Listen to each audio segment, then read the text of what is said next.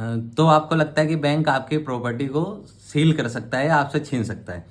तो आइए मैं बताता हूँ बैंक किन किन कंडीशन में आपकी प्रॉपर्टी को आपसे छीन सकता है। सबसे पहले आप जब भी लोन लेके कोई भी प्रॉपर्टी परचेज करते हैं तो आप हर महीने उसकी इंस्टॉलमेंट के रूप में ईएमआई देना शुरू करते हैं। आप जब लगातार 3 ईएमआई बाउंस करते हैं बैंक को देने से, तो उस कंडीशन में आपका अकाउंट एनपीए अकाउंट में कन्वर्ट हो जाता है, यानी कि नॉन परफॉर्मिंग एसेट्स, जिसके पश्चात बैंक लीगल प्रोसीडिंग स्टार्ट करता है उस प्रॉपर्टी को सील करने के लिए। तो सबसे पहले बैंक आपको एक डिमांड नोटिस भेजेगा सरफेसी एक्ट अंतर्गत धारा 13 क्लॉज 2 के अंतर्गत, जिसमें बैंक आपसे टोटल आउटस्टैंडिंग क्लियर करने के लिए कहेगा। अगर आप बैंक की बात मान करके सारी आउटस्टैंडिंग क्लियर कर देते हैं तो बैंक आपकी प्रॉपर्टी को सील नहीं करेगा, लेकिन अगर आप बैंक की बकाया राशि यानी आउटस्टैंडिंग क्लियर नहीं करते हैं तो बैंक उसके पश्चात आपको 13/4 का नोटिस सर्व कराएगा, आपके घर पे आके नोटिस चिपकाएगा और आपको घर खाली करने के लिए कहेगा। अगर आप बैंक की बात मान के घर खाली कर देते हैं तो बैंक प्रॉपर्टी को सील कर देगा, लेकिन आप बैंक ऑफिसर्स की बात मान के घर को खाली नहीं करते हैं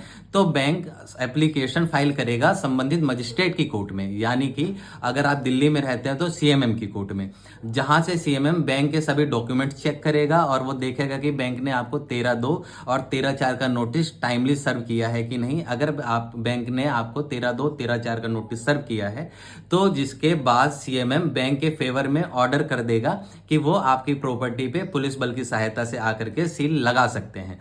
यहां पर कोर्ट अपनी तरफ से एक कोर्ट रिसीवर की भी नियुक्ति करेगा, जो आपको 15 दिन पहले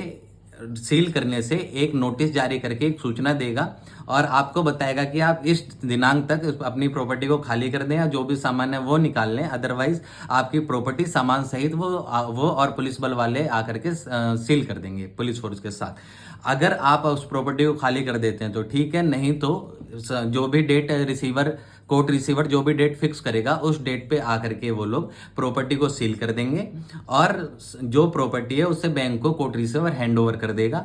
बैंक उस प्रॉपर्टी का 60 दिनों के बाद ऑक्शन निकालेगा। ऑक्शन निकाल करके बैंक जितने की भी वो प्रॉपर्टी बिकती है उस प्रॉपर्टी से अपना पैसा रिकवर करके बाकी बचा हुआ पैसा ट्रेजरी में जमा कर देगा। अगर आपका कुछ पैसा बचता है तो आप एप्लीकेशन लगा के बैंक से अपना बचा हुआ पैसा वापस ले सकते हैं, लेकिन आपका लोन ज्यादा है, प्रॉपर्टी कम की बिकी है, तो जो बकाया पैसा रिकवर होने से बाकी रह गया उसके लिए बैंक आपके अगेंस्ट में रिकवरी सूट भी फाइल कर सकता है।